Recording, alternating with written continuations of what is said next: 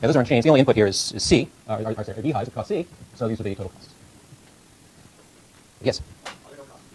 Yeah, this is again a consequence of the kind of degenerate problem of giving the apple. Because apple production only depends on the level of bees, there's no additional costs here. It would be totally realistic and manageable to make apple production a function of bees and trees, say. So we'd have maybe a fourth root of T in there, that would be just fine. It would complicate the algebra a little bit, but wouldn't change the nature of the problem. Yes, Hillary?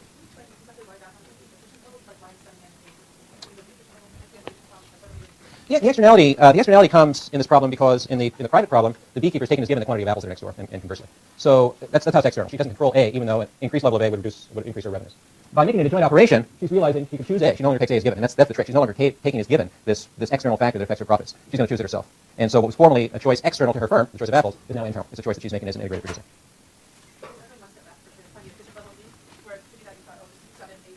Yeah.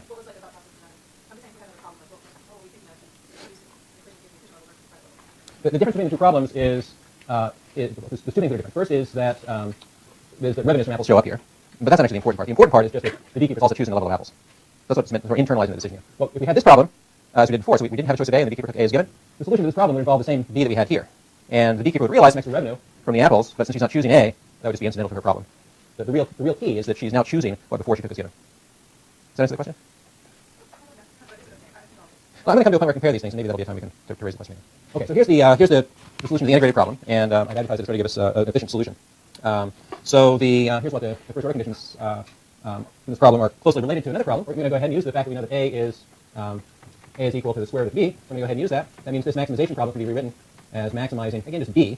We'll have pH times the fourth root of B. Now the square root of A is equal to the square root of B, so that gives us another fourth root of B, plus PA times the square root of B minus CB. So I just substituted this into this problem to get us this new maximization problem involving just a single choice variable B.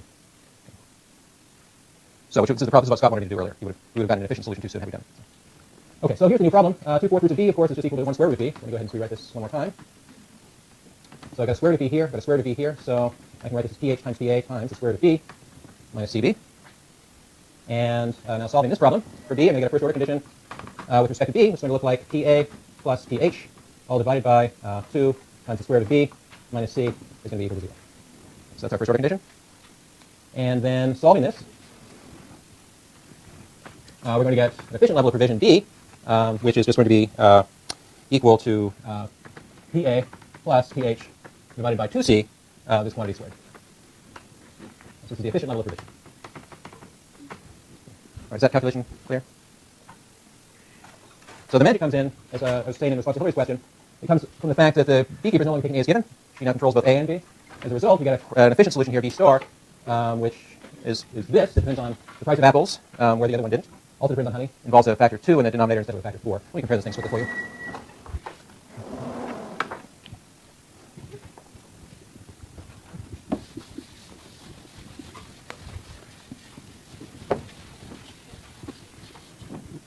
So we've got, I'm just going to rewrite these. So BP is equal to pH over 4C, quantity squared, and the private solution, efficient solution B star is equal to pH plus PA, all divided by 2C.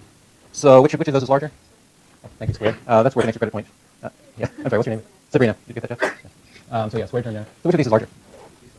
Okay, there's two things that make it larger here. First of all, we have, instead of just pH in the numerator, we have pH plus PA. So as long as the price of apples is positive, that's clearly larger. And the other thing is we have a smaller denominator. We've got a factor of 2 here instead of a factor of 4. Yes? If we had a cost instead of an extra profit based on the apples, is it necessary that this is positive externality? If there was a negative externality from the apples here? I'm not following this. Yeah, I suppose I guess I'm trying to compare the fact that compare kind of the production functions to the whether it's cost or profit.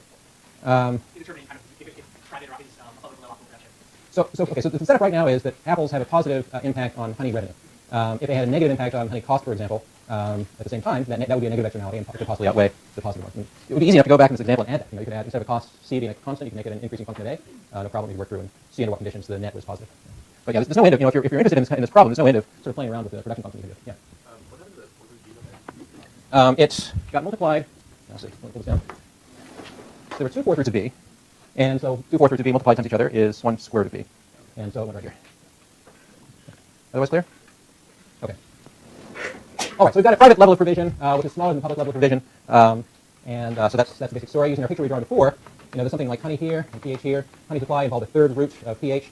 This is just profits for the supply for honey. There's also a benefit to the apple producer we didn't account for. it did something like this, is the benefit for the apple producer from honey production, and so the total social value of these two things involves the vertical summation of these two supply curves. I'm sorry, the horizontal summation of these two supply curves, so we get something out here for the benefits to honey and apple production for the social case. All right, so that's the basic graphical setup. Now, so we've established that there's an externality, and that private production is smaller than the efficient level of production. So what's the solution we've talked about previously that we might think about applying here? Yes. We can turn to Pigou and think about a subsidy that might serve to make these two things equal. Okay, that's good. So there's a couple different ways we could, or at least three ways we could go about this actually. The way I want to think about right now is to tackle a Pigovian solution, which will involve a subsidy in this case on bee. So let's imagine subsidizing beehives. Okay, so the trick here then is going to be to find a subsidy to bee, and so what we'll have here is just a tau related to bee prices. I'm sorry, honey prices. So we'll have BP then equal to pH. But in addition to the private price that consumers are willing to pay for honey, for each unit of honey produced, we'll also get a subsidy tau, so that the price received by the private producer is this old pH plus the subsidy. Okay, so we'll have that. This 4C will still kick around. We'll still have it squared. And we'll want to find tau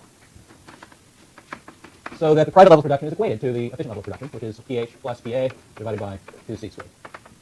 Okay, so now we've got this equation to solve that will allow us to provide the appropriate incentives to the beekeeper to produce more hives and solve the externality. Yeah. Why does the tau on the inside of the square rather than adding into the... I think I misspoke when I said this to begin with. What I want this to do is to be a subsidy on honey. So for each jar of honey sold or something, there's a subsidy. We could also make it a subsidy on the cost of bees.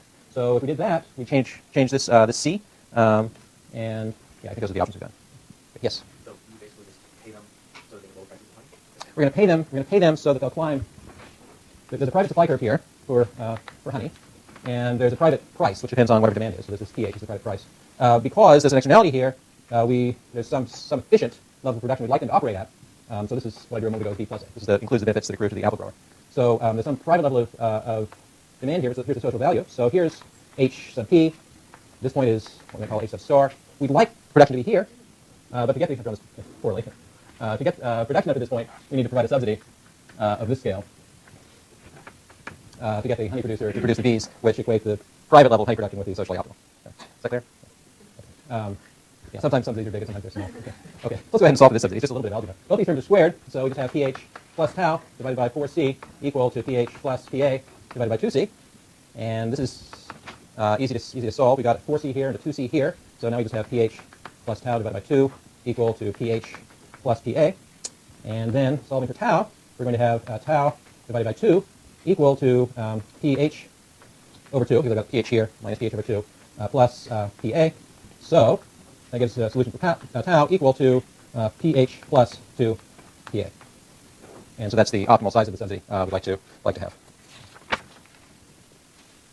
So actually it's kind of nice that the pH, this tau is larger than this pH, so maybe I got to make sure that right. Who knows? I have a 2, I multiplied through by 2. Did you get rid of this guy? Oh. Yeah. Is that clear? Yeah, I think so. I can All right. Other questions? Yes. What we're doing then is trying to get more supply to Mhm. the market, right? Yep. So we're increasing prices. Yep. So then the efficiency of demand is going to be less because how's that? Okay, so hold on. So this is a subsidy. The Pigovian story is one of using the government to provide the subsidy. So the prices that are being paid by consumers for honey are still down here. It's that after that price is paid, the government's also mailing a check to the honey producer, for this tau times however much honey they're producing. So that's the story. Now we are doing something. I'll come to this in a moment. Actually, maybe I'll come to it now. There's a problem that in the solution right now we're neglecting. We're assuming the demand is perfectly elastic in effect. So there's no, the fact that the amount of honey produced is moved from HP to H star hasn't reduced the prevailing market price of honey. So that works if demand is perfectly inelastic. But if it isn't perfectly inelastic, then we've missed a part of the problem. Namely, we've missed the demand response to the increase in honey supply. So that's not hard to fix. Let me come back to that. That wouldn't be hard to fix. All we need to do is take into account instead of using pH here, we'd use the inverse demand function. So we get pH as a function of H, and then we could solve the thing, and that would work. And in fact, on problem set 9, you guys have a problem set. You have a problem involving an externality with electricity, where I ask you to correctly deal with the demand curve. There's a demand for electricity there, and a subsidy or a tax on its production, and there you sort of work the problem out correctly. So I hope you'll see in problem set 9 that it's not difficult, but I'm not doing it here. Yeah. Oh, what's the motivation for trying to get honey production up to efficient level? Yeah, it's both things are below their efficient levels in the private solution. So that society winds up with fewer apples and less honey than is optimal. And so here we're fixing the externality with honey. That'll also automatically, we've divided it, also automatically fixes the externality with apples. Yeah. Can you say it a little louder? It's my other class point is that Nixon had to actively subsidize a lot of small businesses to keep the small farmer in business, and also he increased the subsidies that way they could reduce the optimum level. And this also goes for corn, in which why they're creating different ways for corn syrup and also corn carb. Yeah. So this is an example was given up here of an earlier, possibly misguided attempt to subsidize small farmers in the production of corn, which I won't dwell on. It's maybe a nice example of what can go wrong if people who think they know better than consumers go around administering lots of subsidies. Okay. Yes. So if you were to have multiple externalities associated with this, like for example, bees also pollinate like flowers, Yeah. and you wanted to consider that, would you just vertically sum another lineup? Yeah, if there was demand not just from the apple producer for bees, and if there was also demand from the flower orchard next door or something like that, then we could add in the marginal benefit of honey and bee production for the flower guy and continue that way. That's right. Okay. Yes. Yeah, if you can. So this is I'm going to. You guys are asking excellent questions. I've anticipated some of them, so I'm going to put up this slide. No, that's great. So there's a couple things we need to do. First of all, so it's great that if we can identify externalities and figure out the production functions and so on, we can compute a Pavlovian tax subsidy to solve the problem. That's wonderful. I mean, that's especially nice if you're an economist because it's nice to have useful things to do. So a couple issues. One, you guys have already identified both of these actually. So the subsidy here that we computed didn't take into account any demand response, so that's something we might want to fix. So we should bring in a demand curve to solve this thing properly in that case. So, and then there might be other externalities also. There might be a flower orchard down the road. We might need to take that into account to figure out the optimal level of this stuff. That brings us to sort of, you can sort of, we have a really simple example here, and already we're thinking, we got to figure out what honey demand is. We need to figure out where flower horticultural production sites are located, figure out the externality. So it can lead to a lot of bookkeeping and sort of things that are difficult to measure and estimate. So a practical problem with Pavlovian taxation as a solution to externalities may be that sometimes it's just complicated to administer, and it may be difficult to measure the stuff you need to measure to get the taxes or subsidies right. And so actually here's a particular point. There's variation across firms, and they get really tricky. What if the C varies across different producers because there's differences in temperature or something like that that makes the cost of maintaining a hive different? Well, the subsidy here we computed, the optimal level of production depends on this quantity C. Maybe the honey prices differ because of transportation costs or something. And to really nail this down, you may require a lot of work on the part of an economist or an administrator. So those are problems with the Pavlovian solution. Okay, and here's some sort of real life challenges that are related to that. So here's a question: does anyone know how pollination services are actually provided in the U.S., actually in California in particular? This is a textbook example that's been used to motivate Pavlovian taxation. Yeah. Yeah. So in fact, the way that pollination services work in the U.S. is not that there's a honey producer and they're totally unaware of the apple orchard next door. Instead, what there are people who grow bees and rent them out to orchards in order to provide pollination services. If you go to the Central Valley and open up the Yellow Pages and look under P, you'll find a long list of people providing pollination services. You call them up, they provide some hives, you pay them for the service. The cost of the service depends on the value of your crop in producing honey, and the market actually appears to solve this problem fairly well without any subsidy associated with beekeeping. So is the Pavlovian tax necessary to achieve efficient outcomes? Well, probably not. It seems not to be in the U.S. case at least. Okay, so here's an interesting and actually commercially important question. It's a huge issue in California. So we've been talking about apples and bees, and if you use bees to pollinate an apple orchard, that's great because it produces yummy honey and you get more apples, and that's wonderful.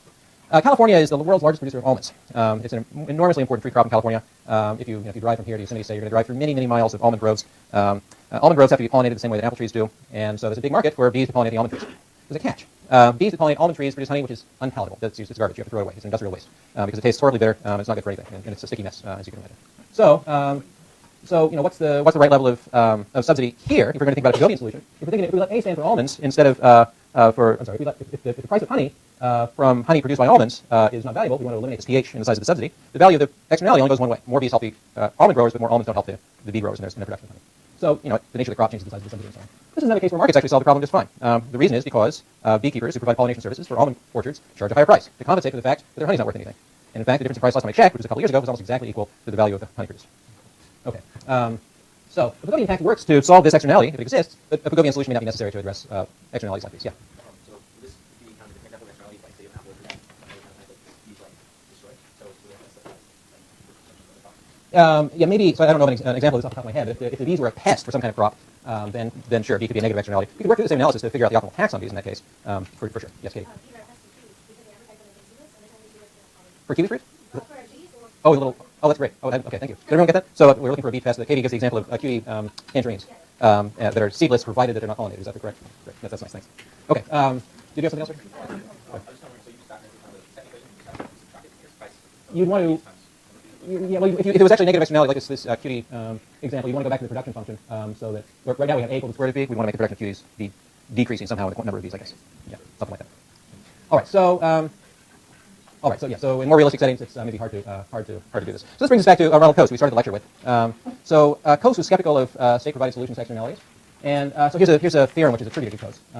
So here's the claim. The claim is that if bargaining is costless, so remember we have to somehow coordinate the behavior of the beekeeper and the apple grower in this thing. So if bargaining is costless, and if property rights, and we'll come back to that, are well defined, then the private allocation